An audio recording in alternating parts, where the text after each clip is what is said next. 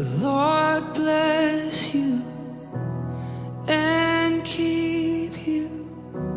Make His face shine upon you and be gracious to you. The Lord... Hola, buenos días, bienvenido. Esta mañana quería hablar contigo de las preguntas de Dios. Son aquellas preguntas que encontramos en las Escrituras, donde Dios se dirige al hombre, y no tanto para él saber. Dios no necesita saber, más bien es para que nosotros estemos ubicados. La palabra de Dios viene a nuestras vidas a ubicarnos, y Dios habla al hombre también haciendo preguntas. Lo más sensato, lo más normal ante una pregunta es una respuesta. Las preguntas que no tienen respuesta producen desazón en el corazón, producen incertidumbre, producen espera. También es un trato de Dios para nuestras vidas. La primera pregunta que encontramos de Dios hacia el hombre está en el capítulo 3 de Génesis. ¿Dónde estás tú?, le pregunta Adán. No tanto porque se pierde de la vista de Dios, sino más bien está enfocada a que el hombre sea consciente, a que Adán sea consciente de cuál es su condición. Había pasado algo dramático. Dios le había dicho de que no tomase del fruto, del único fruto que había prohibido, y él, haciendo caso omiso a esa orden, prefiere estar bien con Eva y toma del fruto. ¿Dónde estás tú? La primera pregunta que Dios hace al hombre. Ahí encontramos cómo el resultado de esta pregunta provoca vergüenza, provoca que el hombre se esconda. La palabra de Dios viene a nuestras vidas para hacernos ver la condición en la que nos encontramos. La misma Escritura dice que la palabra de Dios es viva y eficaz. La palabra de Dios, siempre que viene a nuestras vidas, tiene un propósito. No sale una palabra de la boca de Dios y vuelve a Él vacía. La palabra de Dios tiene un propósito específico. Y dice que como bisturí, ¿verdad?, es más cortante que toda espada de dos filos. Y penetra. La palabra de Dios penetra hasta partir el alma y el espíritu, hasta partir las coyunturas, llegar a los tuétanos, discierne los pensamientos y las intenciones del corazón. A Dios no se le esconde nada. No hay cosa creada que no sea manifiesta en su presencia. Antes bien, todas las cosas están desnudas y abiertas a los ojos de aquel a quien tenemos que dar cuenta. A Dios no se le perdió a Adán de vista. Fue Adán el que se perdió, quien decidió vivir alejado de la voluntad de Dios, como si vivir alejado de Dios no iba a ser tan dramático. Dejó a Dios al margen y se perdió en un mar de dudas que lo llevó a la peor de las pesadillas que él podía vivir. Lo estamos viendo hoy, en la actualidad, son las consecuencias de aquellas decisiones de vivir alejado de Dios. Dice la Biblia que por cuanto todos pecaron, todos están destituidos de la gloria de Dios. Y así también, como el pecado entró en el mundo por un hombre, y por el pecado la muerte, así la muerte pasó a todos los hombres, por cuanto todos pecaron. El hombre originalmente no estaba diseñado para morir. Es la consecuencia de haber desobedecido, como te dije, la única prohibición que el hombre tenía. ¿Has comido del árbol que yo mandé que no comieses? Esa es la segunda pregunta de Dios. No es la segunda pregunta de toda la historia, porque la primera la encontramos haciéndosela la serpiente a Eva, con que Dios ha dicho, haciendo dudar a Eva de la bondad de Dios, haciéndola dudar del plan perfecto de Dios, insinuándole que viviendo bajo la propia voluntad humana podían ser felices. ¿Dónde estás tú? ¿Comiste del árbol que te mandé que no comieses? El resultado de esa mala decisión lo tenemos hoy. Dice el refrán de aquellos polvos, estos lodos, como si fuera cualquier cosa haber desobedecido a Dios, pero sí que tenemos en la actualidad un mundo como el que tenemos. guerras, desorden, enfermedades. Esas son las consecuencias de una mala decisión. La consecuencia de esta decisión lleva al hombre a esconderse de Dios, avergonzado y con temor. Eso fue lo que le pasó a Adán y Eva. Ellos se vieron que estaban desnudos, no tanto ya físicamente, sino estaban ya desprotegidos. Ellos una vez que pecaron ya no estaban en esa cobertura perfecta. Avergonzado por haber fallado, porque sabía que se habían salido de la voluntad de Dios, y como tal el hombre se esconde. En la actualidad el corazón del hombre es igual. El hombre vive escondiéndose de Dios, vive avergonzado y vive con temor. No tienes nada más que mirar alrededor y ver cómo se conduce, ¿verdad? Ahí es donde comenzaron las excusas. Adán dijo: la mujer que me diste, y la mujer dijo: la serpiente me engañó. Y si tienes un poco de imaginación, vemos a la serpiente girar hacia atrás y no ver a nadie. Pero bueno, conocemos el carácter del enemigo, y él no necesita excusas. Él obra solapadamente, haciendo llevar al hombre, o queriendo llevar al hombre al caos, y la sociedad está viviendo en ese caos. La sociedad está viviendo en el caos de vivir de espaldas a Dios. Hay una siguiente pregunta que también nos hace ver qué es lo que hay en nuestros corazones. Esa fue dirigida a Caín. ¿Dónde está tu hermano? La encontramos en Génesis 4:9. Sabemos que Caín, el primer niño nacido, es el primer homicida. Tal vez tú y yo pues nunca hemos matado a nadie, ¿verdad? No hemos llegado a consumar algo que tal vez sí ha podido estar en nuestros corazones. Para Dios es la intención esa del corazón, cuenta como si lo hubiésemos hecho. Caín, el primer niño nacido, el primer homicida. La respuesta fue de lo más egoísta. La respuesta de Caín fue en forma de pregunta: ¿soy yo acaso guarda de mi hermano? Nos hace ver que somos seres sociables, seres que tenemos una responsabilidad social. La vida, Dios no nos ha dado la vida para que esté centrada en nosotros mismos. Dios nos hace responsables del trato que damos a los demás. En el tiempo de Jesús, los religiosos que se acercaron a Jesús y le preguntaron: Maestro, ¿cuál es el primer y gran mandamiento? Y Jesús le responde sabiamente: ¿cómo no? El primer gran mandamiento es: oye Israel, amarás al Señor con todo tu corazón, con toda tu alma, con toda tu mente y con todas tus fuerzas. Y el segundo es: y amarás a tu prójimo como a ti mismo. Porque si no tenemos un buen concepto de nosotros, no podemos tratar bien a los demás. Y eso nos habla de identidad, de tener una identidad clara. Claro, en un principio esa identidad el hombre la pierde. Y como ya habíamos dicho, al pecar, ese pecado pasa por todos los hombres y pasa por toda la humanidad hasta nuestros tiempos. Así que todas las cosas que queráis que los hombres hagan con vosotros, así también haced vosotros con ellos. Eso no lo encontramos en la sociedad. Esos son pensamientos que Dios imprime en sus escrituras y que nosotros adoptamos e implementamos en nosotros. Jesús lo llamó la regla de oro, pero eso no es lo que estamos viviendo. ¿De dónde vienes y a dónde vas? Pareciera que lo está preguntando Dios a cualquiera de nosotros. Sin embargo, la encontramos en el libro de Génesis, capítulo 16, versículo 8, y se la hace a Agar. Agar era la sierva de Sarai, Sarai la esposa de Abraham, y Agar sale del campamento, se va huyendo de las consecuencias de un problema que ella misma había generado. Se encontró en el desierto, se encontró sin rumbo.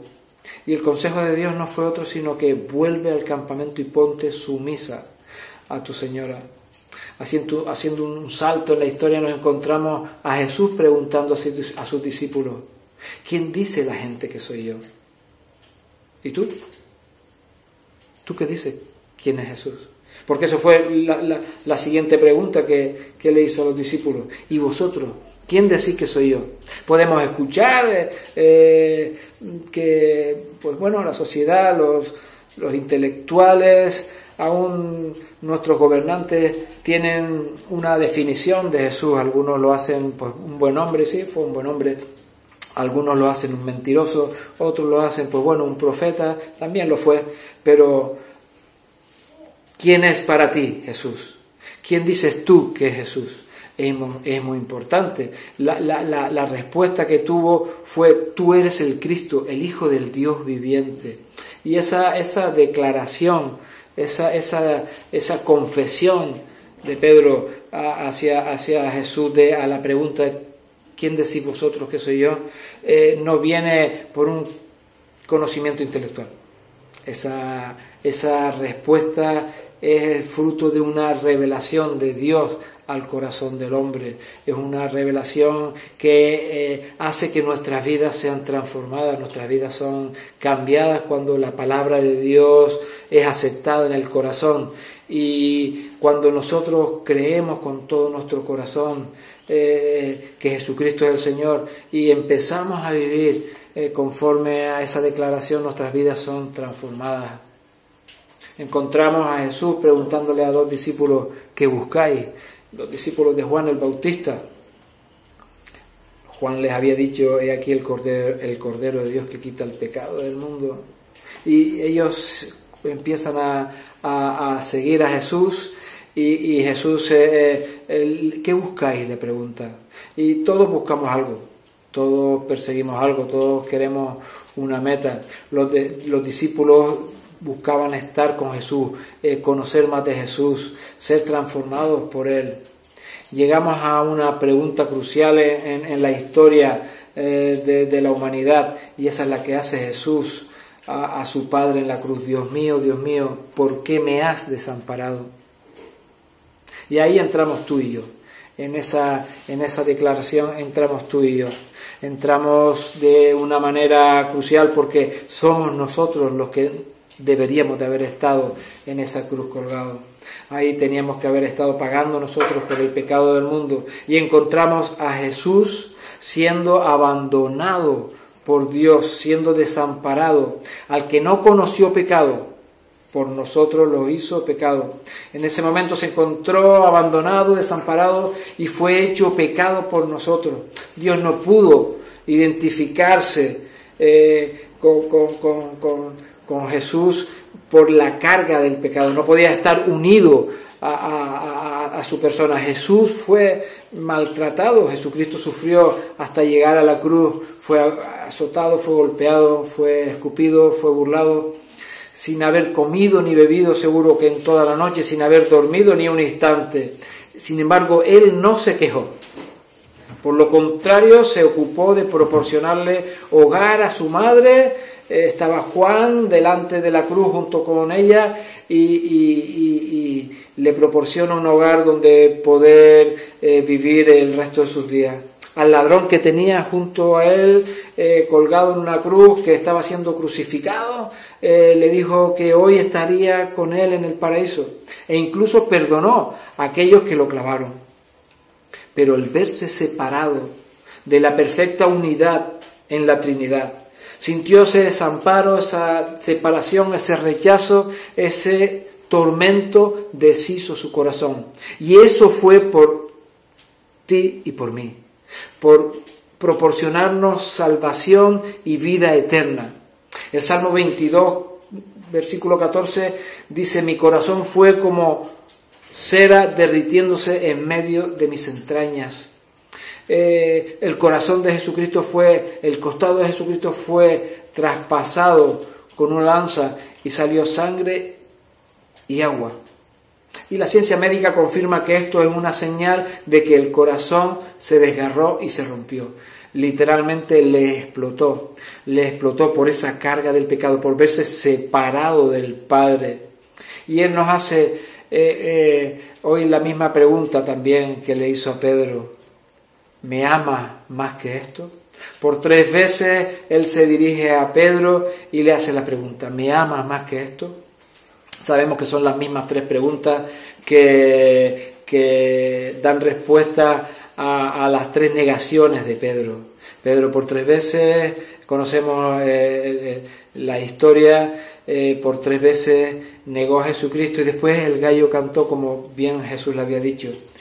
Pedro se sintió mal, sintió que le había fallado al maestro y dice la Escritura que volvió a la playa, volvió a su barca, volvió a su trabajo.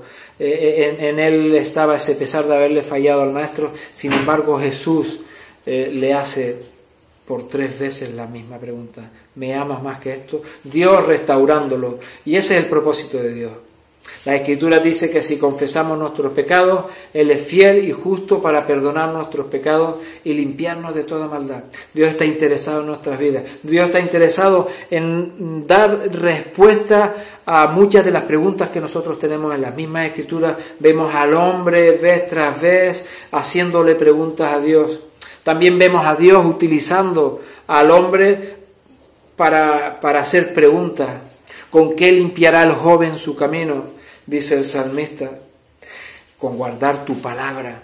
Y Dios nos está dando esa medicina que tanto necesitamos. Dios está queriendo que nuestras vidas alcancen el propósito por el cual fuimos alcanzados. Para nosotros como iglesia tenemos un plan específico.